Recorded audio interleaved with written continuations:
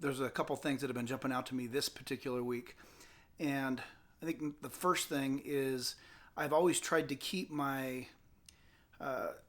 being a disciple, being a follower of Christ, being a person who wants to pursue my own spiritual disciplines of Bible reading and prayer and journaling and meditation and church going, even things set apart to God. I want to keep that separate from Louie the pastor. That's a role. That's something that it's a calling. But I recognize that it's very easy for the two to blend. And over the last couple of weeks, I found that I'm able to engage with the scriptures without having that nagging thought in the back of my head, oh, this might be something good to develop into. And I have, in the years that I've been doing this as a senior pastor, 22 years, I've learned how to just kind of shut that down. But knowing there's nothing coming for at least another couple of months, I haven't had that.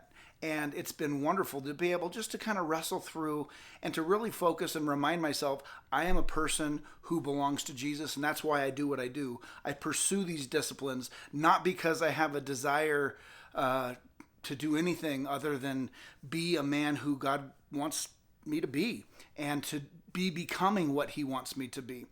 And at the same time, it made me think a little bit about what Jeff Young talked about at church this last Sunday.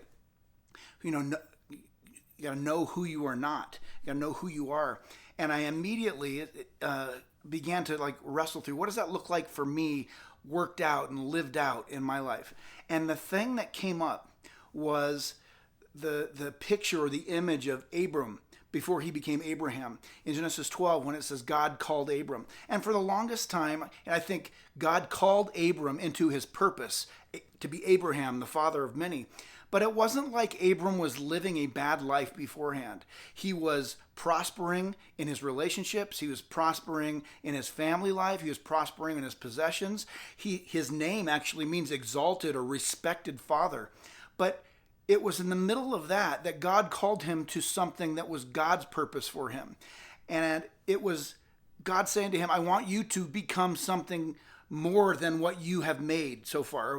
You think that this is, I've hit the mark. And God says, you're going to not just be exalted or respected father, Abram, anymore. You're going to be the father of many. And you're going to be a physical father, but you're also going to be a spiritual father and a blessing.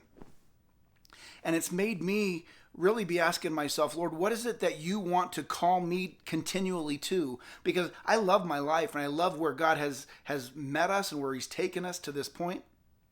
But I also know that until I'm not on the earth anymore, until I'm taking my proverbial dirt nap, I want to be open to God's call for what's coming next. And that's not like a down the road, we're leaving to go someplace else. It has more to do with a call to fulfill what he's put on my life, to be a blessing to my family and to be a blessing to others.